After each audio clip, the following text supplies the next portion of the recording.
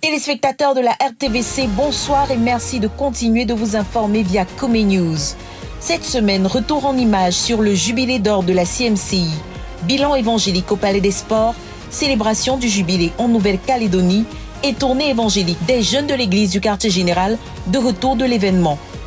Pendant ce temps, au quartier général, les programmes reprennent bon train, notamment la nuit de prière hebdomadaire de la Vision et les sessions de l'UMPJ qui se sont succédés avec pour orateur principal le pasteur Théodore Andossé, dirigeant coordonnateur de la CMCI.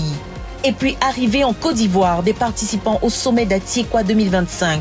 Objectif, penser, planifier et mettre en œuvre le but de la phase 3, comme vous le verrez tout de suite dans ce journal.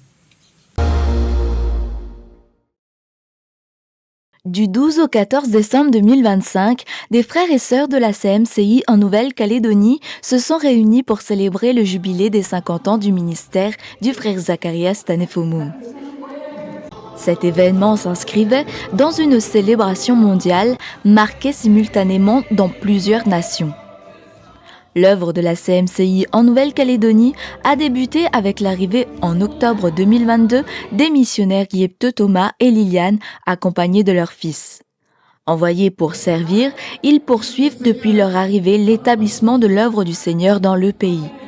Cette retraite du jubilé s'inscrit dans la continuité de cet engagement missionnaire et témoigne des fruits durables de l'héritage spirituel transmis par le ministère du frère Zacharias Tanefomoum.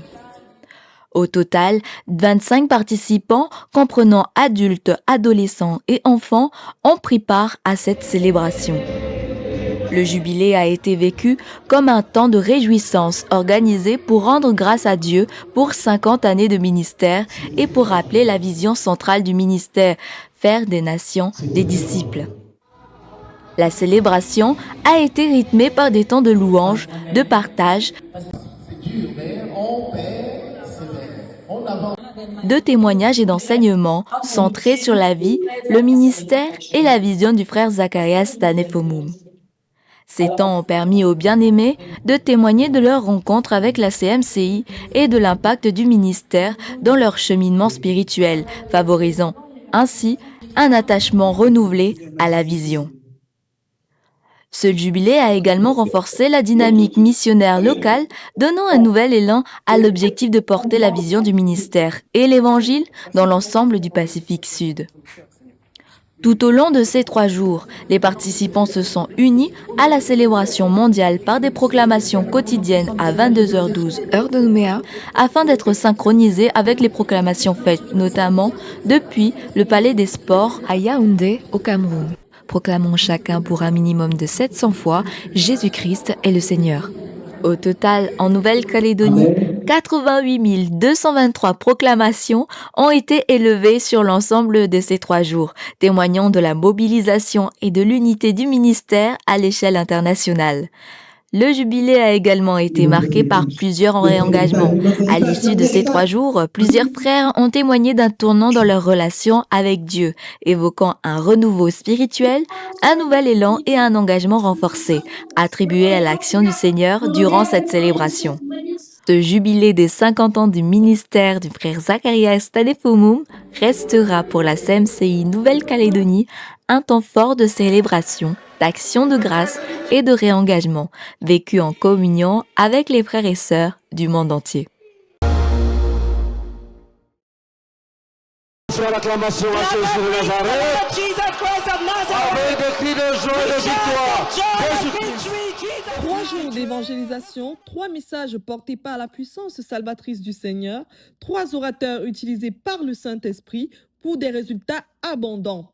Les pasteurs Joseph Gandeux, Jean-François Idogué et Boniface Meunier ont prêché l'évangile avec passion et conviction pour conduire les cœurs à la repentance et l'obéissance au Seigneur Jésus-Christ. Les statistiques de ces 3 jours d'évangélisation enregistrés par le comité d'organisation parlent d'elles-mêmes. Plus de 1330 personnes ont donné leur vie à Jésus. Plus de 250 personnes ont expérimenté des miracles de guérison et de délivrance. Et 10 personnes ont reçu le baptême du Saint-Esprit pour la première fois. Ouvrons la célébration évangélique dans la soirée du 12 décembre. Le pasteur Joseph Ngandeu a souligné dans son message l'importance de la foi authentique et vivante. Il a assimilé le péché à une paralysie qui empêche l'homme de bouger et de vivre pleinement, et a exhorté les perdus et les rétrogrades à venir à Jésus avec une radicale et totale détermination. Par conséquent, plus de 450 personnes sont montées sur l'estrade pour donner leur vie à Jésus et 46 rétrogrades sont revenus au Seigneur. Le lendemain, 13 décembre, le pasteur Jean-François Edogué a pris le relais de la prédication en partageant un message ciblant 3 catégories de personnes: les croyants, les non-croyants et les rétrogrades. Il a souligné que le Seigneur Jésus-Christ a un travail spécifique pour ses enfants, celui de faire l'œuvre de Dieu en amenant les hommes à croire en celui que Dieu a envoyé. Tu travailles. And when you work, Tu fais le travail que le Seigneur demande à chaque enfant de Dieu. you do the work that the Lord requires of each Tu es en child of train God. de travailler pour la nourriture qui ne va pas périr. You're working for food that will not spoil. Voilà ce qu'est censé être l'histoire de chaque enfant de Dieu. This is what the story of each child of God De is tous ceux-là supposed qui ont to be. été choisis par le Seigneur. Of all those who have been chosen by the Lord, Ceux qu'il a choisis, those that He chose, il a fait d'eux des missionnaires. He made of them missionaries. Suite à ce message, 180 personnes ont donné leur vie à Jésus. C'est le pasteur Boniface Meunier qui a clôturé cette offensive musclée pour le salut des âmes qu'a été la célébration évangélique dans les articulations du programme. Il a présenté un message empreint d'espoir et de lumière destiné à éclairer les temps de crise et de souffrance qui nous entourent. Il a annoncé un avenir de gloire, de libération et de guérison pour tous ceux qui saisissent la main salvatrice de Dieu, tendue à tous ceux qui croient en son Fils Jésus-Christ. Jésus Jesus, est venu pour libérer. he came to set free. Tu crois seulement. You just need to Tu ne believe. fais rien. You don't pay anything. La solution de Dieu pour transférer des ténèbres à la lumière tous les pécheurs perdus qui se répandent. Et c'est conforme à la parole de Ésaïe 8, verset 23. On a enregistré en ce jour plus de 700 personnes qui ont répondu à l'appel à venir à Jésus-Christ et ont exécuté la prière de repentance et de confession de foi. Place ensuite un intense moment d'intercession ponctué par des cris à Dieu pour qu'il résolve les cas qu'aucun homme ne peut résoudre, suivi par le combat spirituel pratique par la prière et l'exercice de l'autorité de l'Église contre les puissances des ténèbres, les obstacles sur le chemin ou encore les maladies. Right hand. Au nom de Jésus, Say in the name of même Jesus. si on m'avait vendu Even if I was sold sans me consulter, without consulting me, je brise cet accord. I break that agreement. Je détruis Plusieurs cet personnes ont accord. été ainsi délivrées de l'emprise des démons. Dans l'ensemble, la commission chargée du décompte des fruits de l'évangélisation a pu enregistrer plus de 250 miracles de guérison et de délivrance. Et 10 personnes ont reçu le baptême du Saint-Esprit pour la première fois. Notons que ces 3 prédicateurs sont les disciples de Zacharias Tanefomom, le fondateur de la CMCI, qui a consacré sa vie à gagner les âmes pour Jésus-Christ. Ils ont illustré par leur ministère rendu en ces 3 jours que l'armée des dirigeants, gagneurs d'âmes et faiseurs de disciples bâtis par le frère Zach est bien engagée à poursuivre son engagement exceptionnel pour le salut des âmes et la prospérité de l'entreprise de l'Évangile sur toute la planète Terre. On peut retenir que ces 3 jours d'évangélisation étaient un témoignage de la passion et de la conviction des disciples de Zacharias Tanefomom qui continuent de porter la vision Père dans la foi.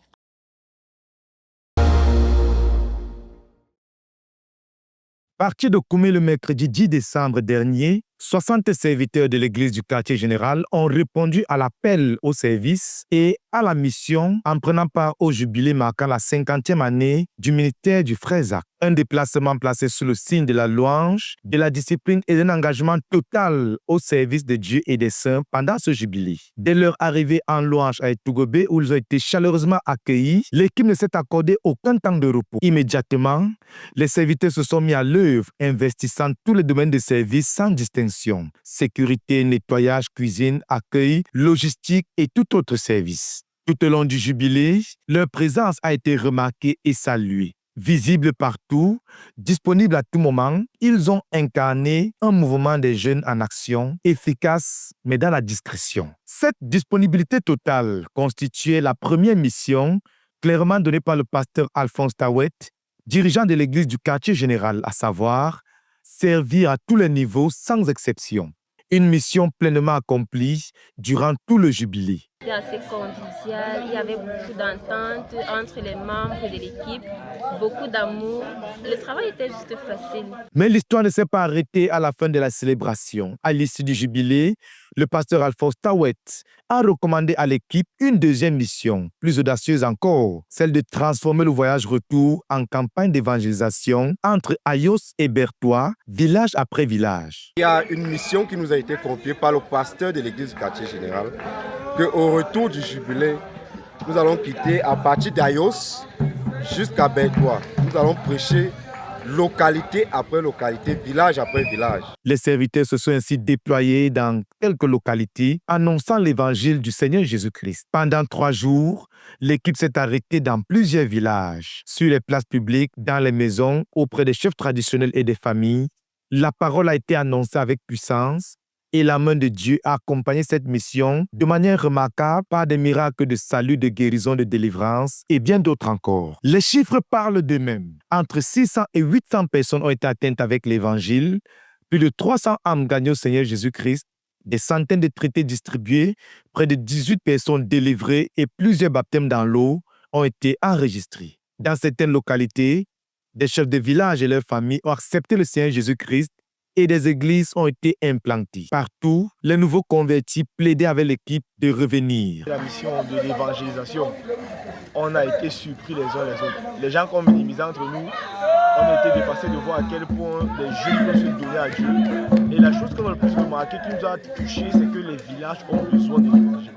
Parce que tous les villages où on est passé, les gens nous suppliaient ne partez pas. De retour à Koumé, les 60 serviteurs sont entrés en louange dans une atmosphère de joie et de célébration et de reconnaissance au Seigneur. Jeux d'instruments, chants, actions de grâce ont marqué leur retour triomphal au quartier général.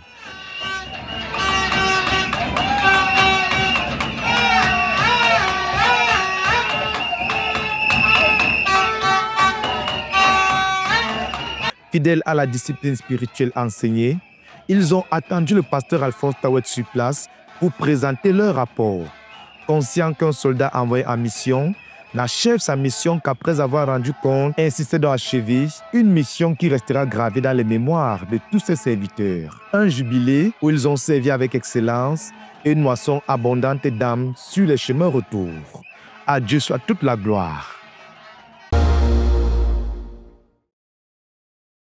Être rempli du Saint-Esprit, le travail dur et la crainte de Dieu sont les principaux points au rendez-vous du cœur à cœur du frère Théodore, leader de la CMCI, à la nuit de prière de la vision du 17 décembre 2025.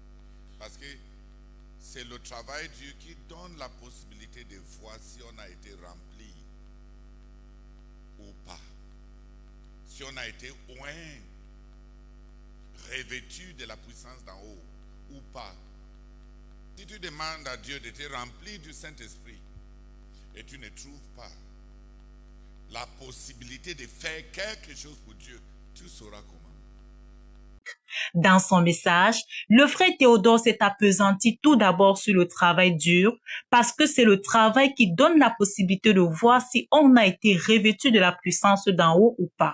Il souligne le fait que les gens demandent à être remplis du Saint-Esprit sans toutefois trouver la possibilité de faire quelque chose pour Dieu.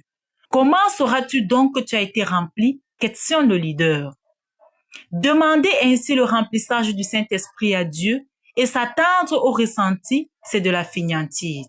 Car il y a plusieurs moyens permettant de provoquer le ressenti. Quand on est rempli du Saint-Esprit, certes, il y aura des ressentis, il y aura quelque chose à entendre comme au jour de la Pentecôte.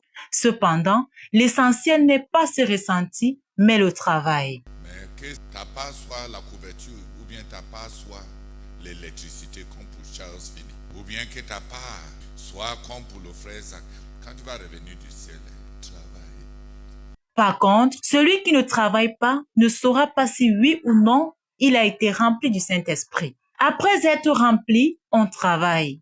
C'est en travaillant, en poursuivant ton appel que tu sauras si quelque chose t'est arrivé. C'est dans cette logique que le frère Théodore conduit les frères à prier pour mieux comprendre afin de ne pas transformer les grandes choses de Dieu en des mysticismes ou encore en des choses qui ne sont que des ressentis. Vous recevrez une puissance et vous serez mes témoins, dit le Seigneur. On est rempli du Saint-Esprit pour être des témoins.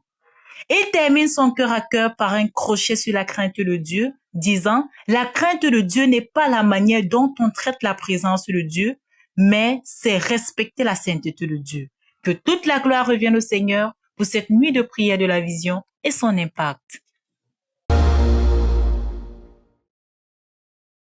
La retraite annuelle du pasteur Théodore Andossé, leader de la CMCI, avec les étudiants, les dirigeants de jeunes et les missionnaires, s'est tenue ici à Ndumbi, dans son domicile du 16 au 18 décembre 2025, avec 4 responsabilités cruciales, toutes liées au but quinquennal. D'entrée de jeu, comme un père qui assure et rassure ses enfants pour ce qui est du passé et de la faisabilité de ce qui est devant nous, le Seigneur nous a parlé sans ambiguïté. L'Éternel a accepté le jubilé comme une intercession pour le Cameroun et pour le but quinquennal. Dieu nous a offert une page blanche et nous invite à écrire l'histoire avec lui. En guise d'introduction au fardeau, l'orateur s'est d'abord penché sur la célébration du jubilé le week-end précédent à Yaoundé, en rebondissant sur les propos du pasteur Moses Aranziola venu du Nigeria, au sujet de l'impartition spirituelle, parce que beaucoup d'incompréhension y en a quand on en vient à recevoir spirituellement d'un homme. Le pasteur Théodore Andossé a insisté sur le fait que de manière générale, il y a au moins 5 processus majeurs de la capacitation divine, en l'occurrence, demeurer en Christ, car sans lui, on ne peut rien faire. Ensuite, la filiation, être rempli du Saint-Esprit et possédé par celui-ci pour aller dans la puissance d'un autre, l'onction et les dotations. Et comme un pavé dans la mare, la question après le jubilé et puis quoi a ouvert la porte aux 4 charges ou responsabilités que le leader a placées sur les jeunes selon le modèle de Paul et Timothée, à savoir la jalousie de préserver le dépôt, former les disciples, ce qui nécessite de la force afin de pouvoir se prendre en charge spirituellement soi-même et porter les autres, la compétence dans le ministère et bâtir les racines selon 2 matrices, la vie de ZTF et ses écritures, et enfin, émerger comme des hommes de Dieu. La célébration du jubilé ayant été comme un test pour notre leader afin de savoir si la mayonnaise a pris après 16 années d'enseignement intense, il est temps pour lui et pour nous de passer à un autre seuil de ministère pour les 5 prochaines années.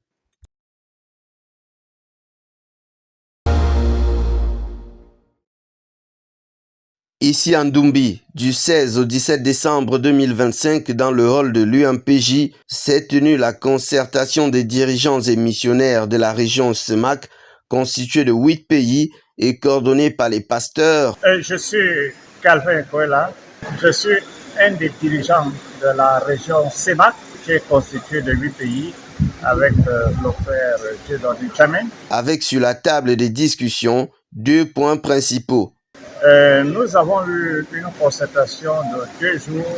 Le but était de définir la méthode qui nous permet d'accomplir les buts qui ont été arrêtés pour la zone CEMAC pour la phase 3. Et dans cette méthode, il y a certains grands éléments qui se sont dégagés, tels que la mutualisation des ressources pour que nous puissions accomplir le but. Certains ont de très grands effectifs, c'est-à-dire une population très nombreuse, et d'autres ont une faible population. Donc, comment faire pour que nous réfléchissions en termes de région globale et mobiliser les ressources tant humaines que financières pour pouvoir atteindre l'objectif global. Donc ça, c'était l'une des grandes résolutions de cette concertation. Le deuxième grand point, c'est l'implication des nationaux à un niveau élevé dans certains champs de mission où nous avons envoyé des missionnaires, c'est-à-dire le ministère a envoyé des missionnaires dans ces champs de mission. Et notre leader, le frère Théodore Andossé, voudrait que les nationaux soient de plus en plus impliqués. Après avoir établi les buts quinquennaux au niveau de leurs nations respectives et de leur région de compétences, et après avoir affiné et peaufiné les stratégies pour y arriver, vont-ils tenir parole ou alors se trouveront-ils des excuses comme par le passé, a martelé le pasteur Théodore Andossé, leader de notre œuvre pendant le ministère de la parole. Tout comme Ézéchias a cherché Dieu avec un cœur intègre, le leader mondial de notre œuvre a prescrit l'intégrité envers soi-même d'abord et vis-à-vis de nos engagements pour avoir une personnalité tant au niveau familial que dans le cœur de Dieu, des personnes sur lesquelles on peut compter sur les 5 prochaines années.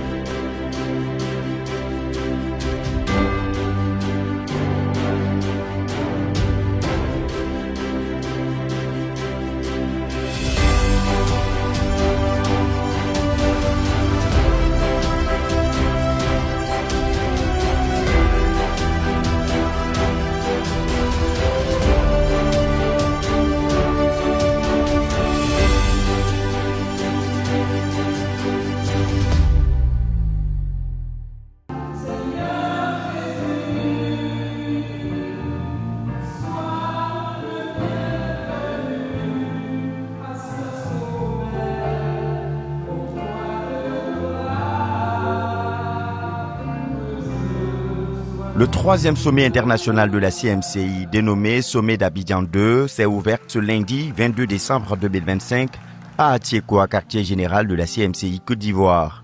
Faisant suite au sommet d'Abidjan 1, tenu du 24 au 29 novembre 2024, le premier étant celui de Mayo Oulo, tenu en 1998 sous la coordination du professeur ZTF, leader fondateur de la CMCI. Ce 3e sommet de la CMCI vise à finaliser la feuille de route devant encadrer l'exécution pratique du but des 5 prochaines années de l'œuvre dénommée but quinquennal, qui doit s'étendre de la période du 1er janvier 2026 au 31 décembre 2030. Un but dont la finalité vise l'atteinte d'un effectif de 100 millions de disciples dans 200 nations. Rassemblant plus de 70 délégués, principalement des missionnaires internationaux, ministres assistants du leader Théodore Andossé et responsables de département du ministère venus de 20 nations. Ce sommet entamé ce 22 décembre se poursuivra jusqu'au 27 décembre 2025.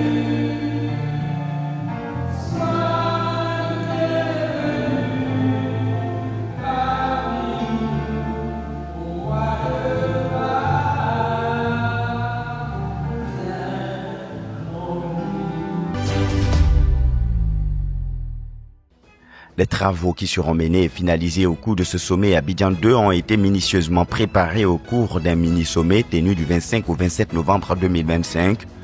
Programme qui a rassemblé les membres du comité de suivi des réflexions préparatoires du document final devant contenir les grandes lignes du but quinquennal de notre œuvre. Comme nous l'expliquait au sorti du mini-sommet, le pasteur Alphonse Tawet, membre de ce comité de suivi des travaux préparatoires du sommet d'Abidjan 2025. Le mini-sommet ou la concertation du comité de suivi, il était question pour nous d'éplucher les documents qui ont été faits à Dakar, à Abidjan et à Paris. Et les documents étaient les résultats du travail des 14 commissions que nous avons eues pendant la RAM 2025. Et toutes les propositions ont été faites et les commissions se sont regroupées pour formuler une synthèse des rapports des 14 ateliers qui ont été tenus à la RAM 2025. Ayant donc reçu les documents produits à Abidjan, à Paris et à Dakar, il était question donc pour nous de faire une synthèse de tout ça, d'éplucher, d'élaguer et puis de ressortir ce qui était probable pour tout le monde, pour enfin avoir un premier document qui devait satisfaire tous les membres de la RAM en 2025. Et ce premier document qui devait être issu des travaux que nous étions en train de mener, devait être envoyé au leader pour qu'il donne un mot et sa validation pour qu'on puisse maintenant le remettre en forme pour proposer maintenant au sommet du 22 décembre un document utile qui sera donc utilisé par tous les délégués qui seront là le 22 décembre. Les bases ayant donc été solidement posées au cours du mini-sommet, place au sommet Abidjan 2 qui doit se tenir du 22 au 27 décembre 2025. À cet effet, dès le 18 décembre, les premiers délégués à ce sommet sont arrivés à Abidjan, notamment les membres du comité de suivi des travaux, à savoir les pasteurs Alphonse Tawet et Constant Yonke. On les retrouve déjà le dimanche 21 décembre avec le pasteur Boniface Meignet en pleine supervision des préparatifs du sommet Abidjan 2 qui se tiendra au hall de l'UMPJ Côte d'Ivoire, 6 à Atiekwa.